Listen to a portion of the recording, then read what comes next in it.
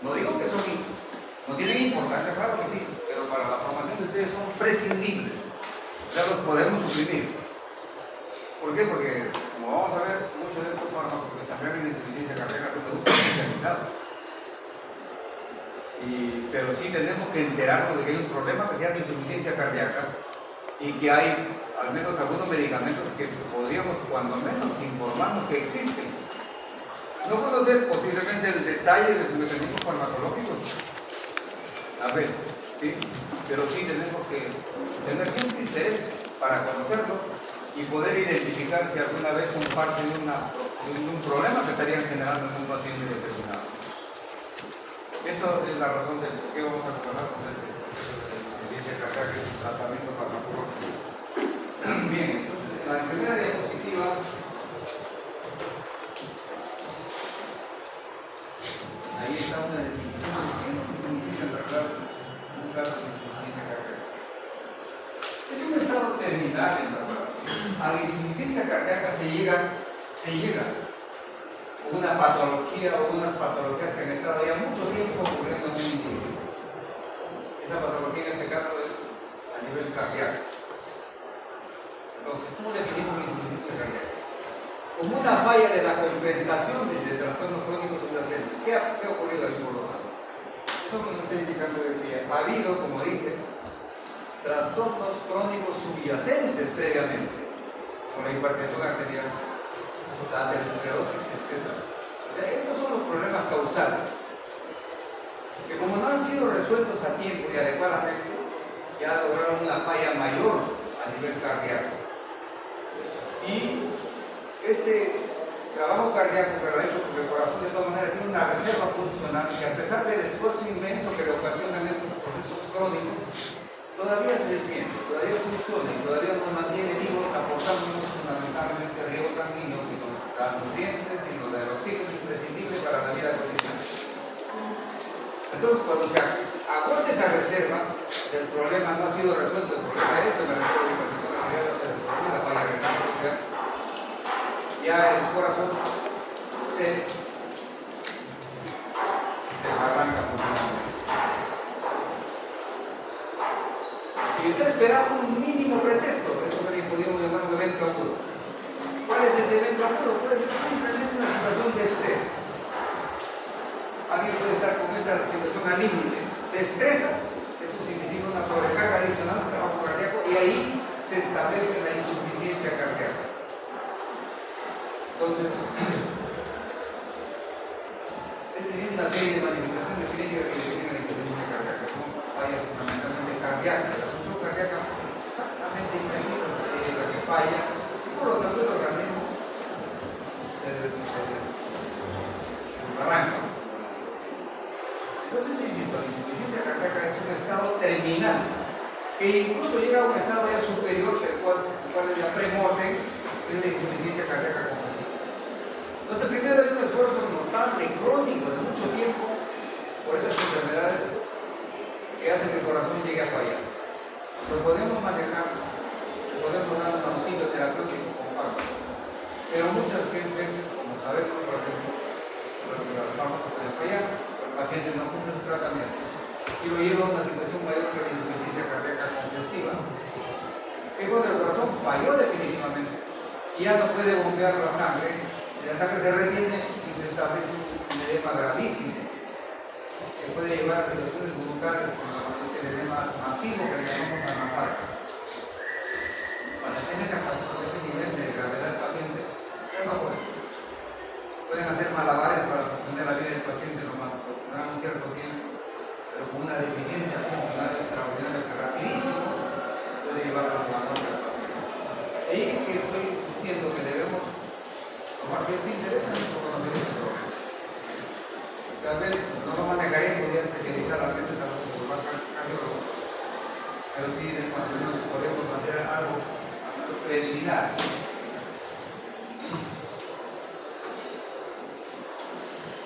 Entonces, cuando el corazón ya comienza a bombear, pero al menos eficazmente la sangre, se acumula, la sangre se acumula, se retiene. En tejidos, puede generar una seria complicación funcional, por los pulmones, el hígado, trato gastrointestinal, al igual que los brazos izquierdos. Ahí empieza ya la descompensación cardíaca, hasta que edema pulmonar, hasta que edema hepático, la presión gastrointestinal, y lo mismo el edema se manifiesta fundamentalmente en los miembros inferiores y superiores. Esto se define ya como la insuficiencia cardíaca congestiva. Ahí se sepa. Este es el estado ya terminal del paciente. Y aquí, en verdad, dificilísimo podemos darle la supervivencia como él quisiera. Y es por lo tanto el objetivo evitar ese desenlace. Estimamos las adaptaciones cardíacas que ocurren para evitar eso, que el pobre organismo hace tan imposible por sobrevivir funcionando adecuadamente. ¿Qué ocurre primero? Una hipertrofia del corazón. Sabemos que el corazón podemos imaginar realmente que es como nuestros puños cerrados, es la masa cardíaca. Y cuando empieza a sufrir esfuerzos adicionales funcionales, ¿qué ocurre? Se comienza a esforzar tanto el corazón que se hipertrofia, crece la masa cardíaca. El grosor del corazón más o menos será de las paredes ventriculares tal vez como el grosor del hemisferio natural en este caso. Pero cuando comienza a volverse insuficiente, se engruesa más y empieza como a pulgar. Está esforzándose el corazón y está hipertrofiando. Entonces, obviamente, lo que ocurre con los músculos. Ustedes comienzan a ganar peso, comienzan a engrosarse, a aumentar el volumen y masa. Hipertrofia. Por el ejercicio, lo ocurre con el corazón. Está como yendo a un gimnasio. Muy bien. Pero eso no funciona para ti. Porque como el problema causal sigue, ¿qué ocurre? El corazón comienza a trabajar demasiado y va sufriendo ya isquemia muscular cardíaca. Y esto ya significa pérdida de volumen. Toda la masa que ganó comienza a venirse abajo. Y el corazón se convierte como una pared floja, un saco, que ya no se contrae adecuadamente hasta llegar a déficit funcional masivo y se hace un saco disfuncional, la dilatación de la pared cardíaca. Al final, en esta condición, cualquier mínimo esfuerzo adicional que tiene ese paciente inmediatamente lo lleva a una descompensación. Y ahí viene el caso grave, el paciente que comienza a enematizarse groseramente y si no se atiende su problema de inmediato a fracasar. Entonces la historia natural de la insuficiencia cardíaca que es volviendo de la poscarga, el tremendo esfuerzo que está haciendo el corazón para compensar la pared. Eso hace que la hipertrofia no da para siempre, al final se desqueme la pared miocárdica y se dilata. Es un saco disfuncional. Solamente soporta como receptáculo la sangre, pero ya no impulsa, ya no se contrae. Esto se descompensa y al final fracasa por una pérdida de la forma de inyección cardíaca. Y le viene la falla, la muerte del paciente. Entonces, por favor, estos datos que les estoy dando nos dieron a pensar que el asunto del manejo de la insuficiencia cardíaca es básicamente preventivo. Porque una vez que ocurrió, poquísimo o nada podemos hacer para darle la vida al paciente. Y ahí insistimos. Cuando hablaba, por ejemplo, en la clase pasada, sobre el problema de la hipertensión arterial, uno de los memoristas es una de las causas fundamentales de por qué se llega a la insuficiencia cardíaca. Hablamos, enfatizamos, que hasta el 50% de los pacientes no tienen adherencia cardíaca. Eso es lo que debemos evitar, que el paciente abandone el tratamiento.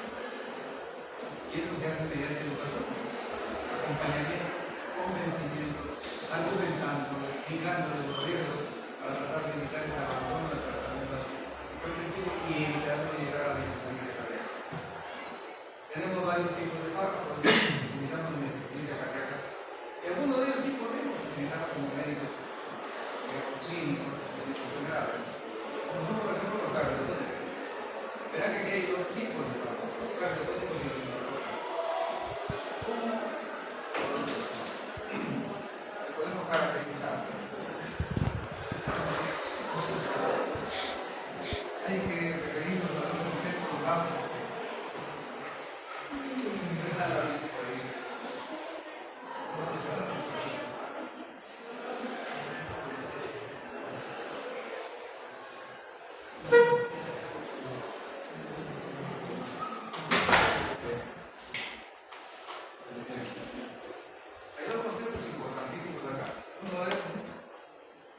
eficacia y otro es la eficiencia.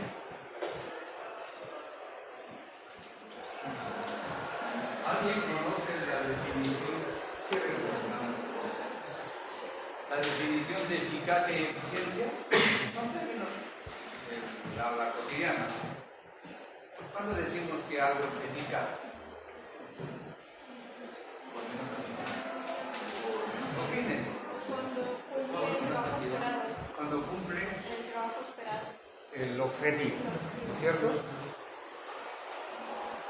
Pero yo puedo cumplir un objetivo de múltiples formas, con múltiples procedimientos, múltiples estrategias. Por ejemplo, para poner un ejemplo un poco burdo, si tenemos en esta sala un mozo que nos está molestando, ¿qué podemos hacer? Le marcamos, intentamos que lo matamos. Tuvimos el objetivo de eliminar esa molestia. Pero ¿qué podría hacer otra persona? Más simplista, posiblemente provocar un incendio en el agua. Realmente matar la mosca, la quema, pero a costa de qué? De un desperdicio de recursos pero extraordinario. Más recursos. Explosivo, Más recursos, más gasto. más gasto. Hace el objetivo, pero con más recursos, más tiempo. Más tiempo, ¿no? Cuando nosotros privilegiamos en no hacer el daño, porque la eficacia es lograr el objetivo, la eficiencia también es lograr el objetivo, pero eso lo hace con el mínimo esfuerzo, con el mínimo costo, el mínimo daño. Entonces, lo que esperamos de un trabajo en base a los resultados es que sea eficiente o eficaz. Eficiente. Eficiente. Esto es lo que debemos buscar, privilegiar, la eficiencia. Lograr el objetivo sin producir daño, sin provocar exceso de recursos, inversión, tiempo o daño al paciente o a la estructura. Entonces, fíjense, esta pequeña referencia nos sirve para ubicarnos acá. ¿Qué es lo que queremos entonces en un caso de insuficiencia cardíaca?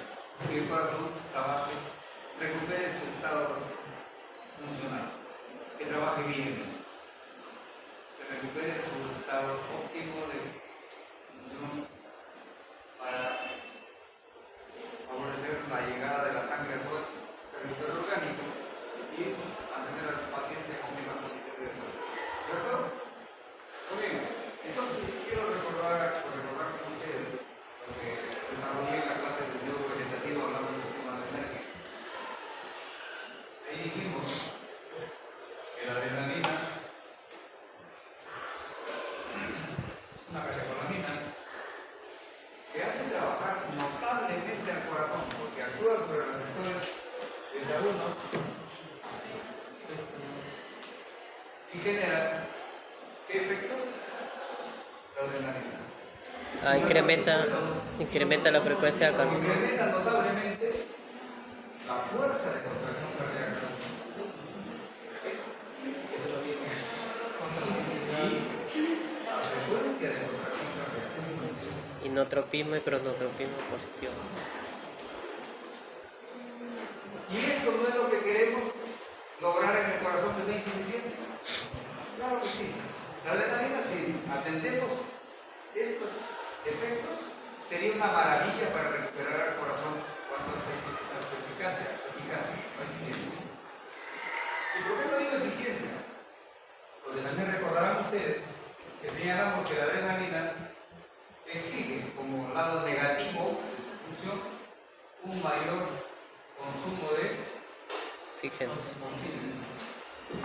Si el corazón está fallando, ya no aporta el oxígeno a la sistemia, a los tejidos en general, y ni siquiera él se brinda el oxígeno que necesita, imponerle un mayor consumo de oxígeno es descompensarlo de manera definitiva. Por eso que la adrenalina no lo podemos usar nunca para recuperar el corazón que está insuficiente. Lo condenamos al fracaso de inmediato. La exigencia de oxígeno hace que el corazón se descompense más gravemente. Muy bien. Los sinotrópicos incluyen a la adrenalina, pero los que tienen cierta actividad positiva a nivel cardíaco son la dopamina. solamente la adrenalina. O sea, son importantes para aumentar el trabajo, el rendimiento cardíaco, pero con ese defecto de producir un déficit de oxígeno, un consumo mayor de oxígeno, y eso es un inconveniente. No tanto con la sinotrópica como la dopamina y la dopamina, pero con la adrenalina es un ejemplo que es más notable de que nunca se debe usar la adrenalina. Eso sí se usa, pero vamos a ver luego cómo, ¿sí? Entonces esa es la diferencia que quería que lo noten ustedes. En cambio, fármacos como los cardiotónicos que dicen ahí, como la digoxina, estos sí hacen trabajar al corazón casi con la misma calidad que hace la adrenalina, pero sí exigirle que consumamos oxígeno de la vida. A eso se le llama cardiotónico. Mejora la eficiencia del trabajo cardíaco sin exigir consumo de oxígeno de manera notable como lo hacen los sinotrópicos sin por la adrenalina. ¿Estamos? Esa es la diferencia entonces entre cardiotónico e inotrópico. Como dice ahí, mejora la eficiencia del trabajo cardíaco. ¿Cómo es este concepto que no mejora? Eficiencia. No he puesto ahí eficacia, sino eficiencia. Los que mejoran solamente la eficacia serían los sinotrópicos, de verdad, hablando literalmente. Y particularmente la adrenalina, que está contraindicada en la insuficiencia cardíaca por este esfuerzo excesivo de consumir mayor oxígeno. Muy bien. Entonces tenemos los otros fármacos que usamos también en la insuficiencia cardíaca como el vasodilatador. Ahí están los nitratos, la dopamina, los inhibidores de la enzima convertidora de ¿cómo aportan estos fármacos a la mejora de la insuficiencia cardíaca? Precisamente como son vasodilatadores.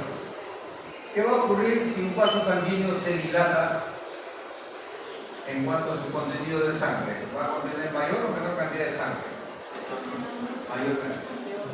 Entonces, si yo uso un nitrato que es vasodilatador, precisamente la vasculatura del cuerpo corazón está ajustada, sufriendo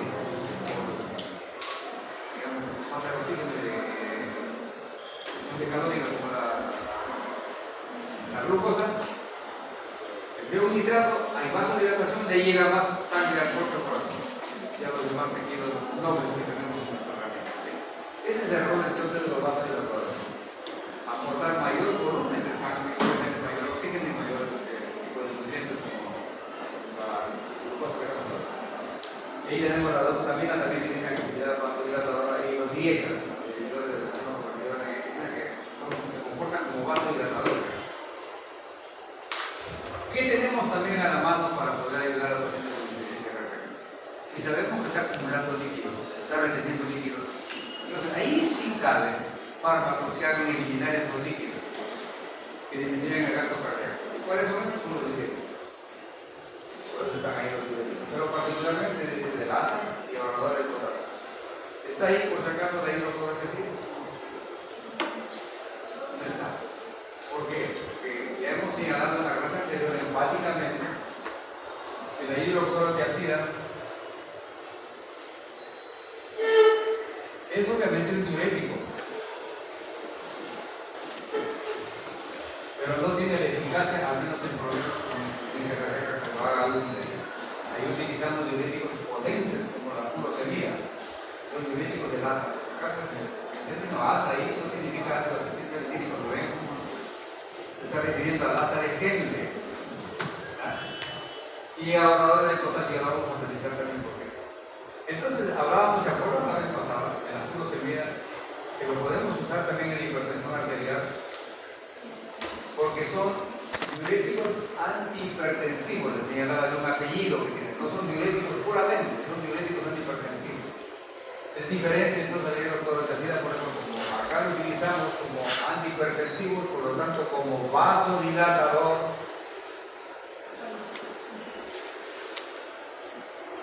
hacemos esa diferencia, ¿sí?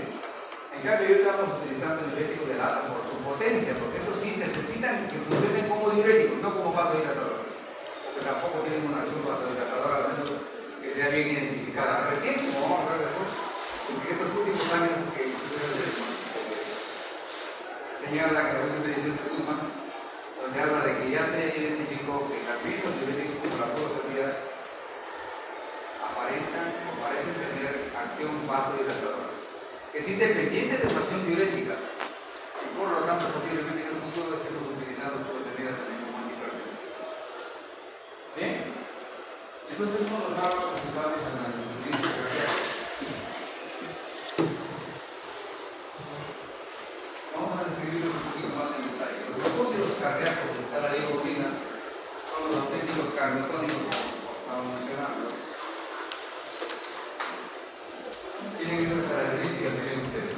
Se usaron muchísimo ahí, tal vez debemos haber escrito, fueron los más usados. No están ahorita teniendo el uso que tenían antes, ¿sí? Pero sí, hasta hace poco ha sido la piedra angular del tratamiento de insuficiencia cardíaca. Excelente, es verdad, particularmente la dioxina. Estos son productos derivados de vegetales. Hay dos vegetales, uno se llama digital y la nata. De eso se extrae la dioxina. La digital es purpúrea, que es otro vegetal, que tiene se usaron muchísimo en la medicina milenaria china, por ejemplo, y hindú, pero son también potencialmente tóxicos. Tienen dos componentes moleculares, arginina o agricola y una molécula de azúcar. La arginina o agricola es la que determina la actividad farmacológica cardiotónica y la penetración celular, la capacidad de actuar en todas las células de la miocardia, está determinada por la molécula de azúcar. ¿Sí? Entonces, este tipo de fármacos, repito, fueron los más usados hasta hace poco en el manejo de la insuficiencia cardíaca. Y particularmente la dioxina más que la digitoxina. Actualmente, como dice el técnico, se reserva principalmente para el tratamiento de enfermedades cardíacas, las severas ya no manejan. Y merece un cuidado, casi una monitorización para evitar su riesgo. ¿Cuál es el mecanismo de eso? Simplemente inhiben a la enzima sodio-potasio lipeasa, la enzima harto conocida por ustedes, también determina el potencial de la transmisión del impulso. Pero esto determina en el corazón un flujo notable de calcio a las células miocárdicas, con lo cual se contrae notablemente el miocardio. Muy bien. Complementariamente también tiene un efecto vagomimético, o sea, parasimpático lípido, parasimpático mimético, que reduce la frecuencia cardíaca y la hace más eficiente. Entonces tiene en verdad dos mecanismos de eso: un efecto inotrópico positivo para la actividad sobre la enzima sodio-potasio lipeasa que permite una fuga de calcio, y complementariamente un efecto vagomimético para el simpático mimético. Son dos mecanismos de eso que tiene la digital. Toxicidad, hay que señalar esto, es importante conocer que este fármaco es potencialmente muy tóxico. Se puede provocar latidos ectópicos o bloqueo auriculoventricular de primer grado, que es una emergencia cardíaca. Puede provocar bradicardia y paro sinusal, la que tiene que utilizarse obligatoriamente atropina, por ejemplo. Hemos dicho en vagomimético anterior, se da cuenta por qué se utiliza la atropina.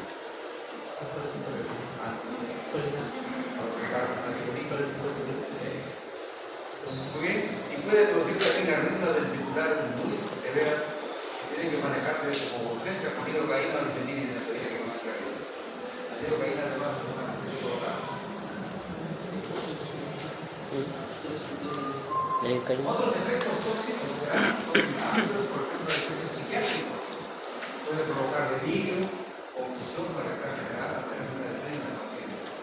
Alteraciones visuales que son bien características de la diagnostina. Alteración de las visiones de color. Y la ocurrencia de halos visuales. El paciente está mirando un objeto, por ejemplo, el basurero, pero ve un halo naranjado alrededor del objeto. Un halo naranja es muy común en los objetos de la mirada del paciente. El paciente puede tener un borde anaranjado o amarillento en tal objeto. Eso indica que se está intoxicando con dióxido. Pero lo que más alerta, lo más complejos son las molestias gastrointestinales, una falta de apetito, o la náusea y vómito, o el dolor abdominal. Cuando un paciente que está tomando digoxina comienza a manifestar esa molestia, son las primeras que ocurren como signo de toxicidad, inmediatamente nos da una alerta y dice, cuidado, este paciente se está intoxicando por digoxina. ¿Sí? Y hay efectos cardíacos, por ejemplo, ya directos, como los efectos proarrítmicos. Puede inducir arritmias fatales de la difusión. Eso es algo de mucho cuidado, por eso digo, no es escapar sin manejo. Ahora, ¿qué factores predisponen a la toxicidad por militar? Incremento del tono simpático. Un paciente puede estar muy bien cuando está en insuficiencia cardíaca con dióxido. Puede estar muy bien. Pero de repente, la vida cotidiana nos impone situaciones de estrés, por cualquier cosa, ¿no? Problemas económicos, problemas familiares, conflictos personales. Ese conflicto que genera el estrés en el paciente puede ser que se vuelva un factor que desencadene en toxicidad por la digoxina. El paciente que está recibiendo digoxina debería estar prevenido de que tiene que evitar a poner lugar que los familiares también cualquier conflicto emocional porque puede llevarlo a la intoxicación musical. Es gravísimo. Puede ser que ese paciente, a pesar de estar en tratamiento con la digoxina, complique su función cardíaca y a lo mejor hace un paro cardíaco. Si ese paciente que está recibiendo digoxina se somete a la cardioversión, hay impulsos eléctricos para recuperar el corazón, ese impulso eléctrico puede desencadenar toxicidad por digoxina. La sobredosis accidental.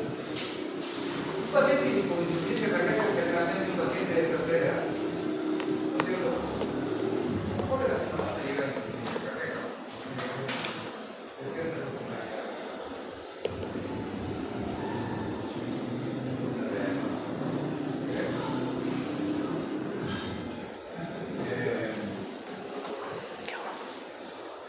Entonces, un paciente de la tercera edad ya tiene que saber que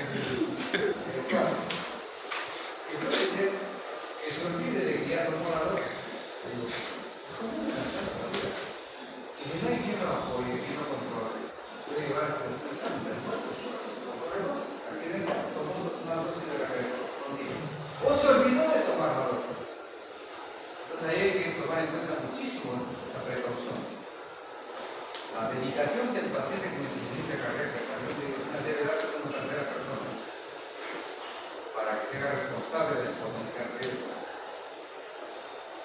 También, como si comienza a fallar la función renal hepática, también puede haber toxicidad.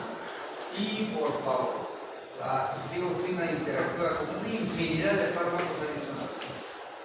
Todos estos son los más importantes, no son los únicos. Ahí hay cantidad, incluso hasta antibióticos, macrólidos como la eritromicina, el tetraciclina, pueden interactuar peligrosamente con la digoxina. Y ahí es donde es más urgente procurar que el paciente no tome así nomás un medicamento que no le ha prescrito su médico tratante. Porque eso es fatal. Hoy en la mañana, precisamente, tenía una paciente ya mayor, que ella conocía y mal la paciente, ¿verdad? En mal estado general, casi como disneita, sensación de nicotina, que se quería desmayar. ¿Qué pasaba? Ella sufre de Parkinson, está recibiendo levodopa. Y ha tenido 5 días previos, 4 días previos, una malestar general, síntomas catalares, un resfriado común. Y obviamente, muchas cosas con dolor de cabeza. Y dice que el dolor de cabeza así intenso, por el cual la lleva a visitar una farmacia de su localidad. Y la dependiente de la farmacia dice, parece un resfriado, así que le voy a dar esta pastilla que es buena para la gripe. Y ahí tiene un componente para la fiebre y para la estómago y para el dolor de cabeza. ¿Cómo se llama el medicamento? No lo conocía. Dice, aquí no tengo mi celular. Pero no lo tenía en su cartera, me lo muestro. Es un medicamento que tiene su componente de glutamina. Ojalá se acuerden ustedes de glutamina, yo les he mencionado, es un fármaco. Migraña. de centeno. Recuerdan ustedes, es una primera cosa alérgico. El cordyceps de centeno es un hongo que parasita al centeno y que tiene una infinidad de alcaloides cardioactivos, muy activos a nivel cardiovascular. Producen una vasoconstricción intensísima, posibilidad de provocar angina del pecho y colapso circulatorio cerebral. Entonces, este fármaco realmente tiene una actividad muy potente como vasoconstrictor y en un dolor de cabeza muy especial, se llama migraña o jaqueca. Técnicamente la migraña no es una jaqueca, pero la auténtica jaqueca no es dolor de cabeza que desgraciadamente la cultura mexicana a todo dolor de cabeza le llama jaqueca. Como desgraciadamente en nuestro país es consumidor de las estupideces que promueve la televisión mexicana, todo el mundo también acá lleva jaqueca. Por favor, la jaqueca es un cuadro neurológico que corresponde a la migraña. La migraña no es cualquier dolor de cabeza. Y ahí sí tiene utilidad la ergotamina. Es muy activo para controlar el dolor de la migraña, que es un dolor por vasoespasmo de las venas coronarias, de los vasos meningios. Entonces ahí sí funciona, porque tiene una actividad potente vasoconstrictora. Y esta salvaje le daba la pobre paciente pensando que está tratando cualquier dolor de cabeza y que no viene ergotamina. Y esa ergotamina era la que desencadenaba el problema, en este caso que no era migraña, y que también la pobre, por su edad avanzada, ya tiene problemas circulatorios cerebrales posiblemente. La ha llevado a esta situación no grave, al menos en el momento no es más grave, pero le tengo que recomendar que vaya y se interne en una clínica ahí, por lo menos para que la tenga una observación, porque podría descompensarse. Pero miren cómo se puede llegar a una situación tan grave potencialmente por la, digamos, falta de inteligencia. ¿Qué podemos decir de este personaje que tiene la farmacia? Que vende cualquier porquería a la gente según su criterio, que no es profesional. Los que son dependientes de la farmacia son profesionales de salud. A lo mucho tienen un cartoncito por ahí de, ¿cómo le llaman esto? Técnico de farmacia. ¿Qué diablos es el técnico de farmacia? Que conoce de medicamentos, pero es el que receta. El que vende medicamentos a la gente que comúnmente va a preguntar en la farmacia. Miren el riesgo que significa cumplir este tipo de rutinas tan irracionales que tenemos. Entonces, por favor, jovencitos, especialmente cuando estamos con patologías serias o estamos usando medicamentos potencialmente de riesgo, tengamos en cuenta que pueden interactuar con una serie de medicamentos y provocar desenlaces fatales. Eso es algo que necesito de los médicos.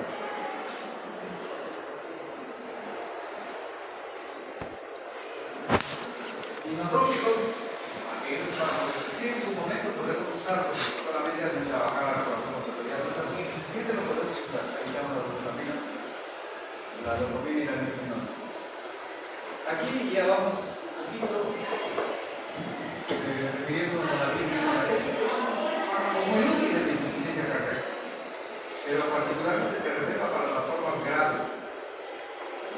¿Ya? Porque ahí sí se justifica el beneficio versus el riesgo.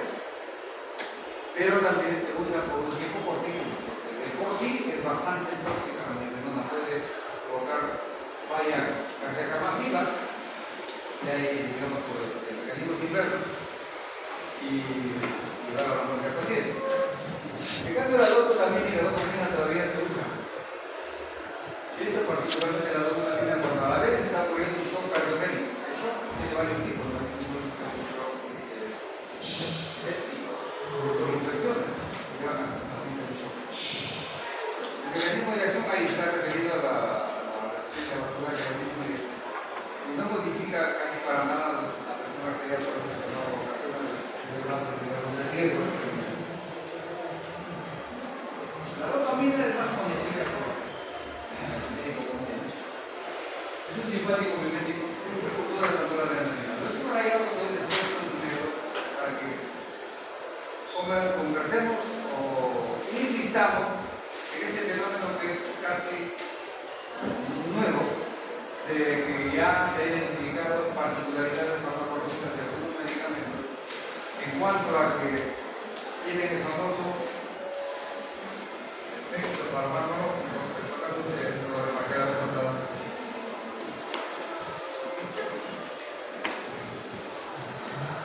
Dosis dependiente, ¿se acuerdan?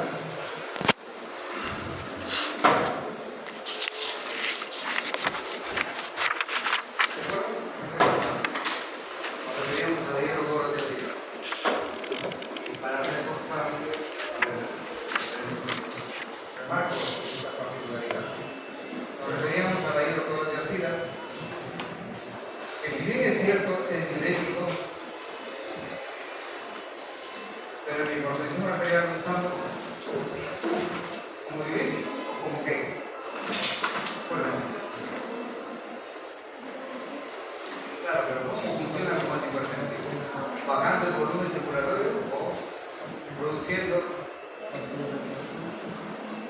No sé si me empiezo a olvidar, que digo nada de examen.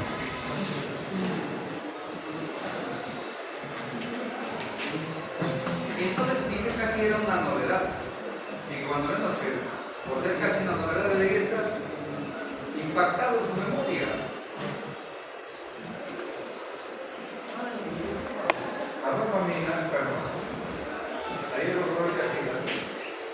Se aplica en hipertensión arterial, les decía, no como diurético, sino como Hipertensión.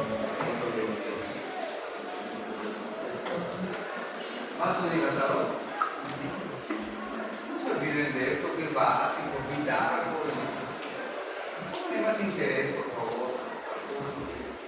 Esto lo remarqué con énfasis, pensé que se les había grabado. Podemos usarlo como diurético para otras circunstancias y para eso usamos una dosis que se los dije, 50 miligramos cada 8 horas. Ahí induce diuresis, pérdida del volumen urinario y baja el volumen circulatorio. Como diurético. Pero en la hipertensión arterial lo usamos como vasodilatador y para eso se necesita una dosis de 12.5 miligramos o máximo 25 miligramos cada 24 horas. Y eso, por favor, no olviden, por favor, graben que es posible. Cuando usamos, repito, la hidroclorotiazida en la hipertensión arterial, no lo usamos porque es diurético, no le damos la dosis diurética, le damos la dosis vasodilatadora. Y miren ahí lo que estamos señalando con la dopamina. Miren, es otro ejemplo típico de efecto farmacológico dependiente de dosis. Porque una dosis de 0,5 a 2 microgramos por kilo de peso causa vasodilatación fundamentalmente renal y espárnica. Vasodilatación. Si subimos la dosis a 5, de 10 veces más, 5 a 10 microgramos por kilo de peso, ya no funciona como vasodilatador. Y es donde hace trabajar más al corazón. Pero si usamos una dosis mayor, ya ni siquiera es sinotrópico ni vasodilatador, es ¿se dan cuenta? Esta particularidad de nuestro medicamento, que de acuerdo a la dosis, produce un efecto diferente al otro que puede provocar con otra dosis.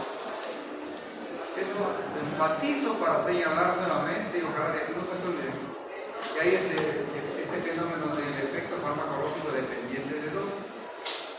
Ya tendríamos 3 fármacos en los cuales les he precisado esa característica. La hidroclorotiazida, el ácido acetilsalicílico, que se usa como AINE o como antiagregante plaquetario, y la dopamina, con toda esta complejidad de acciones farmacológicas. Por favor, jovencitos, eso, repito, ténganlo muy en cuenta, ¿sí?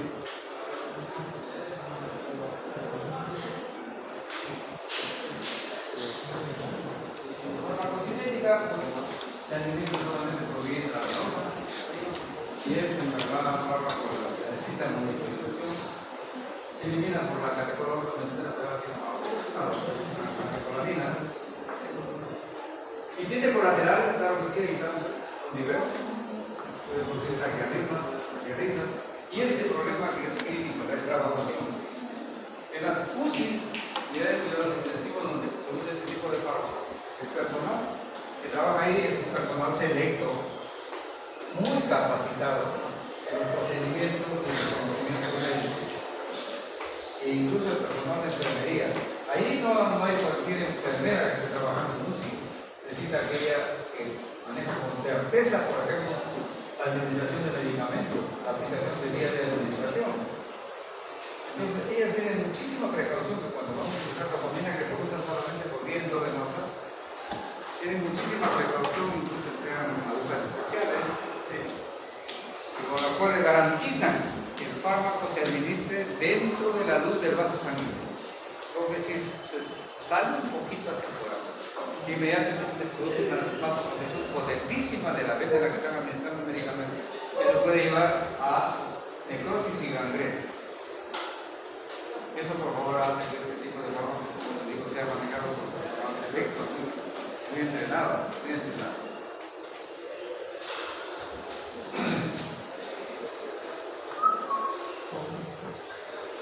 La amiodarona que señalaba su nombre es muy eficaz, pero con un perfil de riesgo notable. Tranquilamente puede también hacer fracasar al paciente cuando se manifiestan sus efectos tóxicos. Por eso se usa solamente a corto plazo, unos cuantos días más para sacarlo del estado crítico y de ahí se pasa a otro tipo de fármaco. Origina vasodilatación, fundamentalmente, y puede ser tanto utilizado solo como terapia o en combinación mejor para disminuir dosis.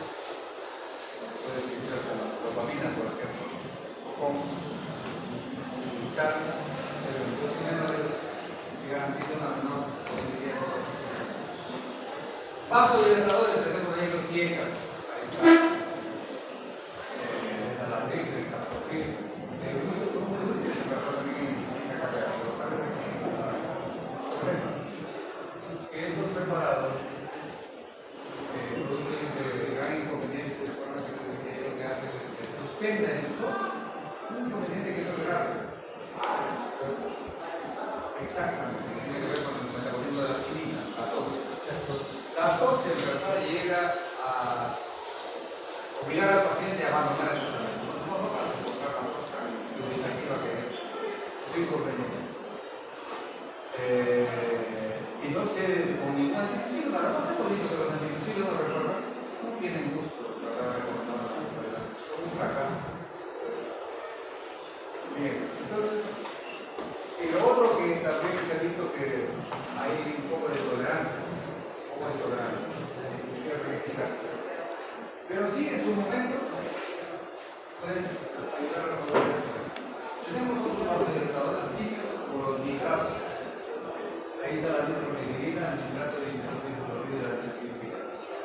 Entonces la precarga y buscarla de corazón mejoran el flujo sanguíneo y ayudan a la isquemia. El corazón sufre por su propia ineficiencia para provocar un buen riego sanguíneo en su propio músculo. No lleva el flujo sanguíneo adecuadamente al resto del organismo. Y también el mismo entra en déficit. El corazón también se bombea sangre para él, para la musculatura cardíaca. Muy bien. Entonces, hay dos eventos que manifiestan el déficit circulatorio del propio corazón: el vasoespasmo coronario y la obstrucción de la vasculatura propia cardíaca. En el vasoespasmo, lo que ocurre es que el vaso sanguíneo se ajusta y va a pasar menos riego sanguíneo al tejido. Pero es un ajuste mecánico que se puede resolver usando vasodilatadores. Uso vasodilatadores y abro la vena y obviamente pasa más sangre, la arteriola, como arteria pasa más sangre y se resuelve el problema. Pero en el caso del infarto, ahí no es espasmo, es obstrucción mecánica del tubo sanguíneo. Ha ocurrido que en alguna zona tal se ha formado un coágulo en la pared vascular, se desprende, viaja, se convierte en émbolo. Y va a llegar un momento que se va a ajustar en una arteriola. Se ajusta la zona irrigada por esa arteriola ya no recibe oxígeno y se infarta. Infarto es muerte de tejido. No es lo mismo que vasoespasmo. El vasoespasmo simplemente se obstruyó, pero luego se dilata y pasa de nuevo a la sangre. El infarto no. Tenemos que utilizar tratamientos especializados, por ejemplo, algunos fármacos que diluyen el cuerpo y permiten que nuevamente se restablezca la circulación sanguínea. O los médicos cardiólogos intensivistas que llegan a cateterizar al paciente. Los catéteres mecánicamente limpian el vaso sanguíneo y pueden recuperar el funcionamiento cardíaco. Pero son procedimientos muy especializados que pocas veces se hacen aquí. Entonces los nitratos lo que hacen no es resolver los infartos, pero sí vasoespasmo coronario, que es muy común, dice que causa angor pectoris, o angina de pecho, que es bastante común en pacientes cardiólogos. Pacientes que por hacer un esfuerzo mínimo inmediatamente sufren de dolor cardíaco. El dolor cardíaco es uno de los más severos que puede ocurrir en el ser humano. Es gravísimo, muy intenso y puede ser catastrófico. Pero hay que distinguir el dolor cardíaco del infarto y el vasoespasmo, que es el angor pectoris. Bien, entonces esto resuelve fundamentalmente el angor pectoris o la angina del pecho, no resuelven el infarto, no crean el infarto necesita requerir procedimientos muy especializados para recanalizar de nuevo la luz de la arteriola. Ahí verán que está la nitroglicerina. ¿Alguien me puede decir qué es la nitroglicerina? ¿Conocen algún producto que no tenga, digamos, naturaleza médica, pero que esté hecho a base de nitroglicerina? ¿Alguien? ¿Han escuchado hablar de la dinamita? La dinamita es un potentísimo explosivo y es precisamente nitroglicerina. Y aquí hay una anécdota que es interesante contársela. ¿Cómo se descubre la propiedad vasodilatadora de la nitroglicerina? Ocurrió en los trabajadores iniciales de la industria de los explosivos.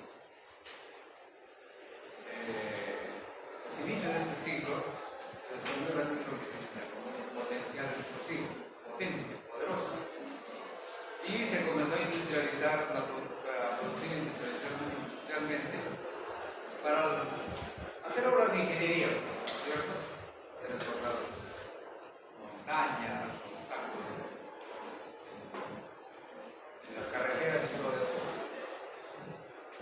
¿Y qué ocurrió? Como en esta industria era una industria considerada un poco de riesgo, solamente se empleaban personas adultas mayores, no tan jóvenes, mucho menores. Y un adulto mayor tiene más probabilidad de estar sufriendo ya de una insuficiencia coronaria, más que un joven. Entonces era común que los trabajadores que trabajaban en la industria de los explosivos tengan alguna patología cardíaca, a diferencia de otros trabajos. Y estos pacientes tenían sus tratamientos que se daban en esa época, pero notaron algo especial, que desde que empezaron a trabajar en la industria de los explosivos, al manipular la nitroglicerina, sus cuadros de angina de pecho se espaciaban. Normalmente, antes de que entren a trabajar en esta industria, a lo mejor tenían un ataque de angina cada mes y ya tenían ellos su medicamento a la mano para la emergencia. Solamente trabajo, que pasaban 4 meses, 6 meses, y a lo mejor recién tenían un ataque nuevamente de angina de pecho. Comenzaron a darse cuenta que cuando empezaron a trabajar cada vez sus eventos de angina de pecho eran menores y menos severos. Así que lo típico de la curiosidad humana lo relacionaron con lo más relacionado con el estar manejando este explosivo. ¿Y qué ocurrió ya? A nivel médico ya se comenzó a precisar de que los pacientes, como trabajaban sin protección, ese tipo de cualquier trabajador de estas industrias, no usaban guantes, manipulaban el explosivo con la mano. este preparado se absorbe por la piel. O sea, sin querer queriendo, estaban tratándose preventivamente de los ataques cardíacos de angina de pecho. ¿Sí? Y obviamente eso ya llamó la atención del cuerpo médico y lograron demostrar que sí, pues, la nitroglicerina se absorbía, manipulando este material y a los pacientes les daba una protección de su angina de pecho. De ahí se desarrolló como medicamento y se usó universalmente hasta la fecha. Un fármaco muy útil en la angina de pecho por los espasmos coronarios.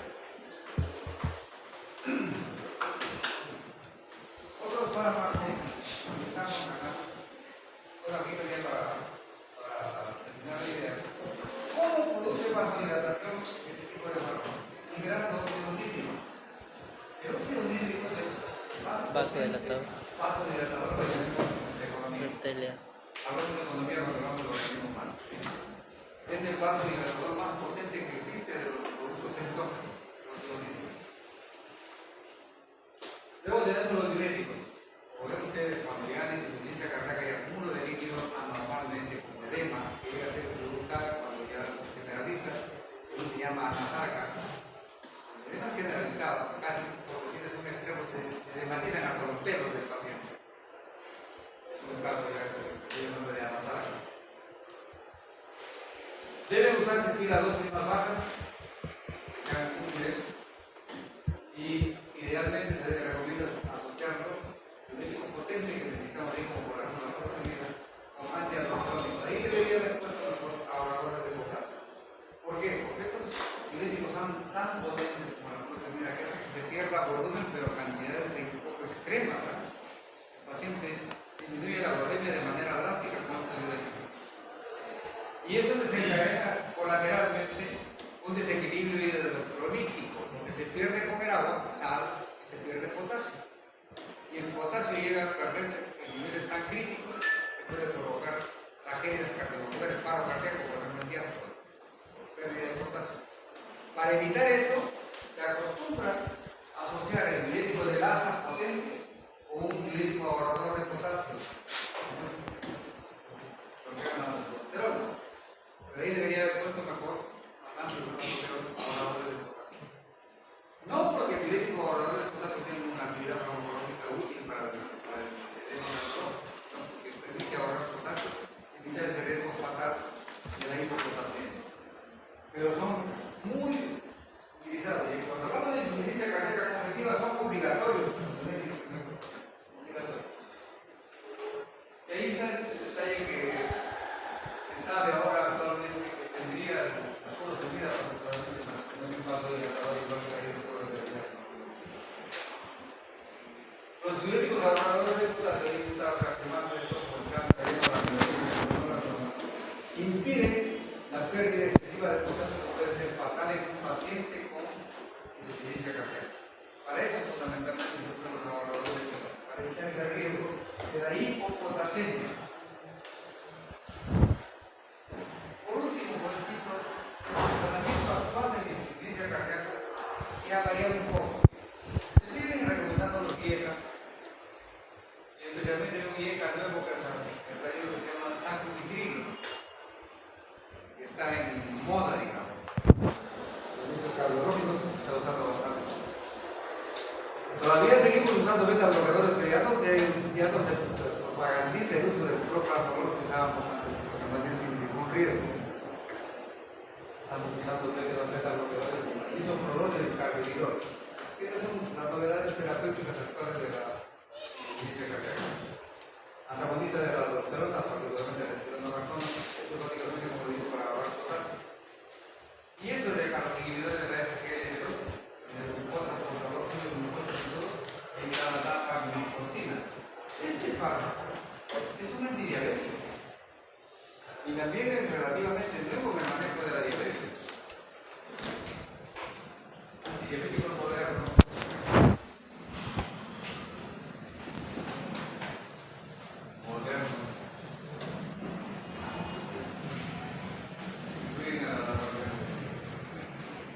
Y se han usado tan eficazmente en la diabetes, en parte del tratamiento moderno de la diabetes, tipo de fármacos.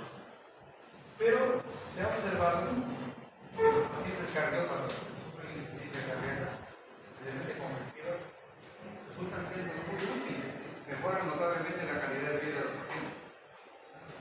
Y ahí es donde se está reforzando la asociación que hay entre la glucosa y los electrolitos que ocurren tanto en el diabético como en los cardiópatas.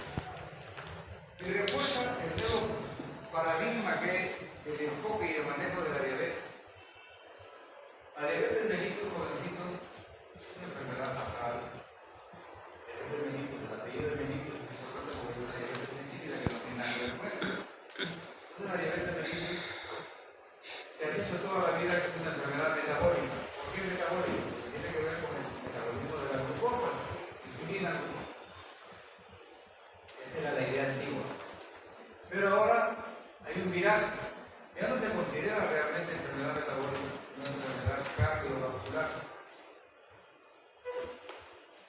La propuesta incluso de la Sociedad Internacional de Medicina Interna es cambiarle de característica fisiopatológica. Ya no hablar de la diabetes como enfermedad metabólica, sino como enfermedad cardiovascular. Porque realmente el daño que mata al diabético es el daño vascular micro y macro.